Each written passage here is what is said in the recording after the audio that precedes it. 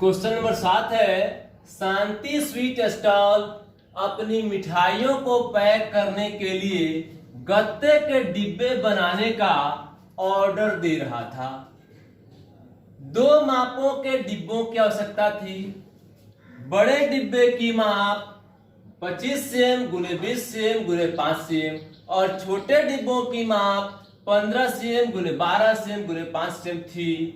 अर्थात शांति sweet stall जो है 2 प्रकार के डिब्बों को बनाने का ऑर्डर दे रहा है।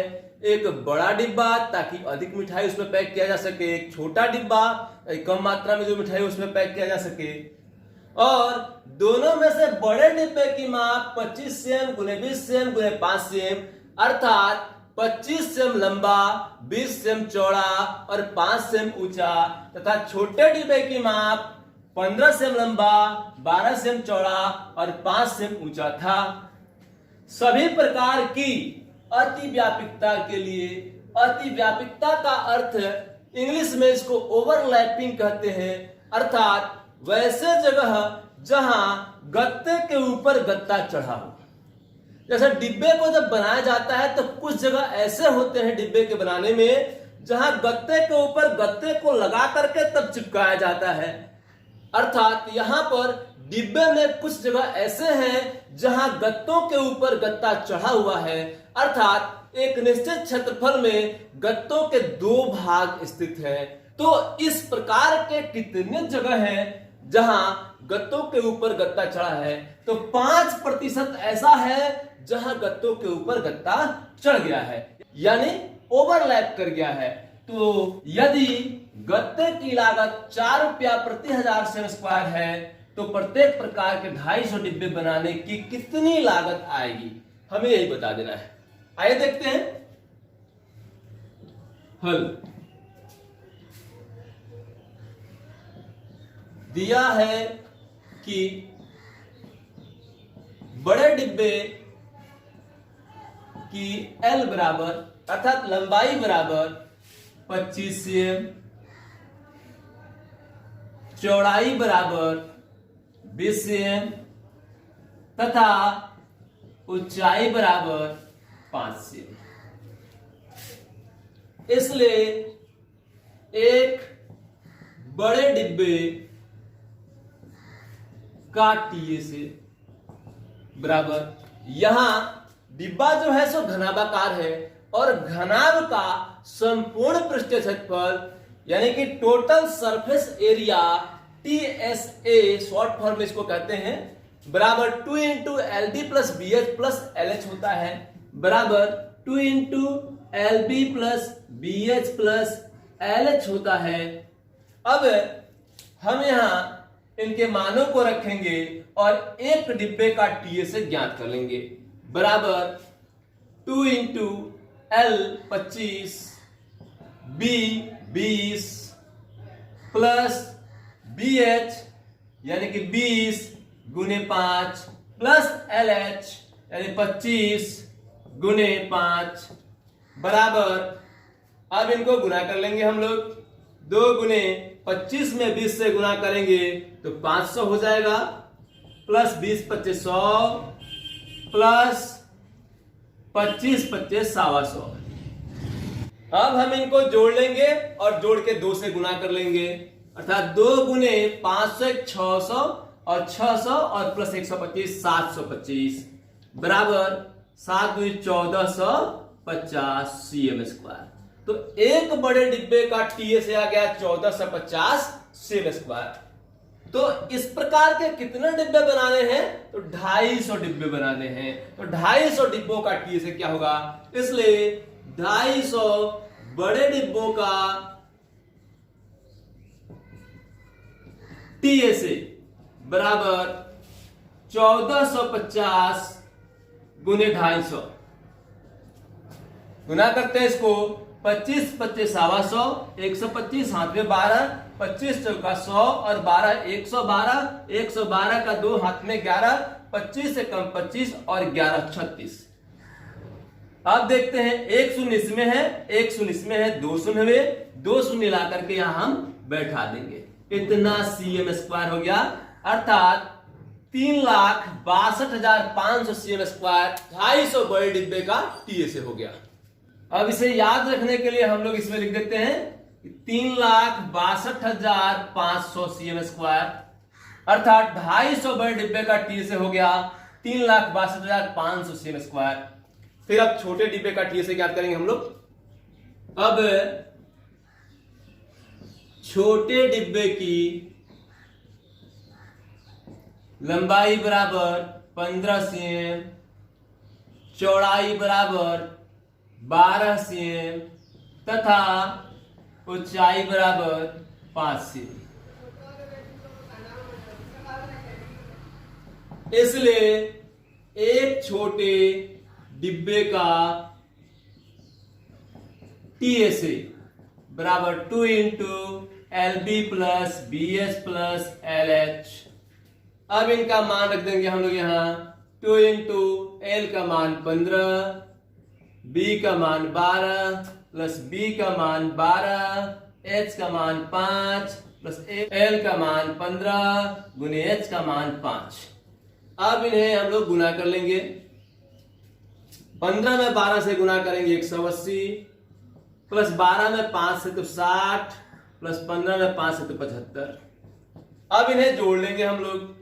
2 गुने 180 में 60 240, 240 में 75 जोड़ देंगे 315, तो 315 हो जाएगा और 315 में 2 से गुना करेंगे 630 cm स्क्वायर हो जाएगा। तो इस प्रकार से एक छोटे डिब्बे का टीएसए आ गया 630 cm स्क्वायर। इसलिए 250 छोटे डिब्बे का टीएसए बराबर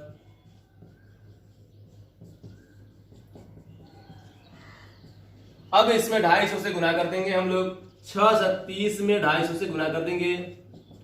25 या 75, हाथ में 7, 25 छक 150, 157। और इसके बाद 1 शून्य इस पर है, 1 शून्य इस पर है, 2 शून्य बैठा देंगे हम लोग, इतना cm स्क्वायर।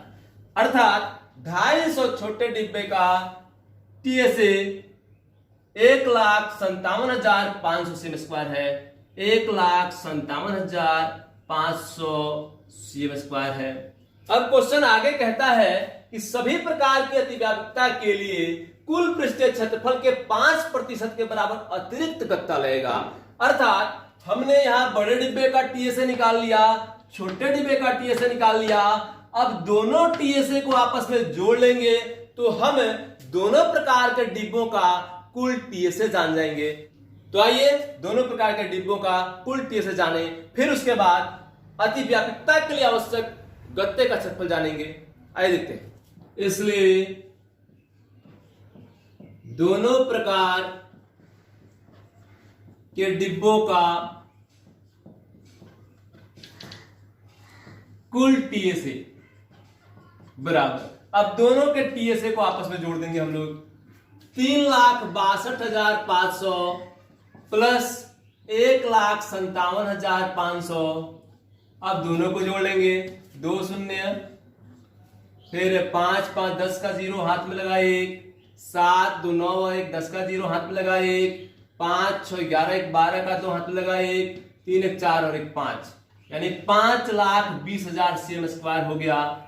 अब क्वेश्चन कहता है कि अतिव्यापकता के लिए कुल पृष्ठीय क्षेत्रफल का 5% के बराबर अतिरिक्त गत्ता लगेगा।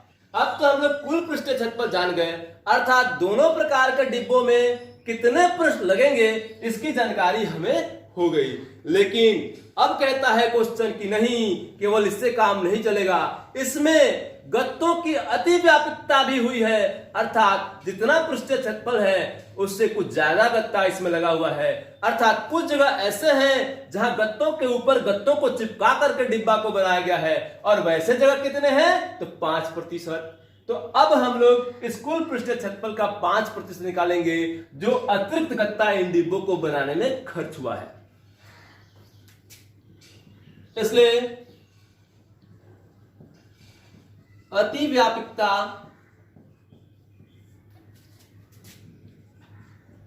के लिए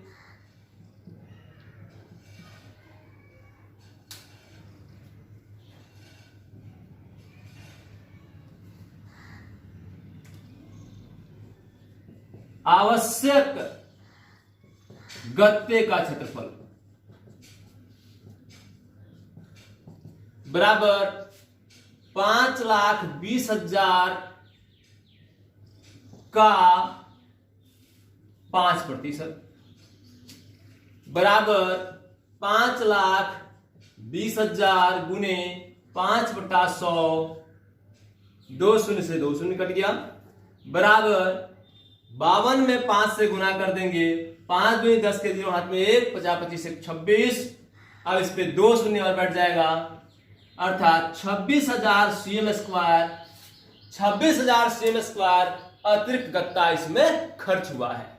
अर्थात डिब्बों को बनाने में कितने गत्ते लगे हैं, अर्थात अतिव्यापकता के लिए जो 26,000 cm स्क्वायर गत्ता अलग से लगा है वो भी तो डिब्बों में चिपका है, जिसका क्षेत्रफल हम लोग काउंट नहीं किए हैं, जो अलग से है। अब ये भी लगा है तो इन दोनों को जोड़ना पड़ेगा, जोड़ेंगे जब दोनों को तब जाकर गत्ते का पृष्ठीय क्षेत्रफल मिलेगा हमें, जितने गत्तों को इन्हें बनाने में प्रयोग किया गया है। इसलिए दोनों प्रकार के डिब्बों को बनाने में प्रयुक्त गत्ते का क्षेत्रफल बराबर 5,20,000 cm स्क्वायर तो डिब्बों का पृष्ठीय क्षेत्रफल है, और अतिव्यापकता में 26,000 cm स्क्वायर गत्ते खर्च हुए हैं। इसलिए दोनों को जोड़ देंगे, 5,46,000 cm स्क्वायर हो जाएगा। अर्थात इन दोनों प्रकार के डिब्बों को बनाने में 5,46,000 cm स्क्वायर गत्ते का प्रयोग हुआ है। अब हमें इनका मूल्य ज्ञात कर देना है। आइए देखते हैं।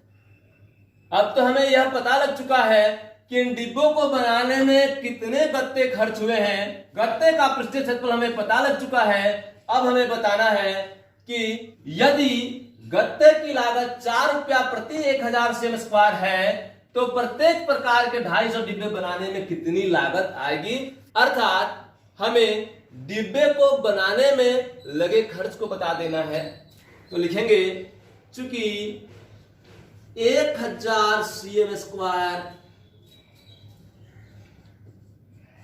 गत्ते की लागत बराबर 4 रुपया, 1,000 cm स्क्वायर गत्ते की लागत 4 रुपया है, तो इसलिए 1 cm स्क्वायर गत्ते की लागत 4/1,000 रुपया होगा।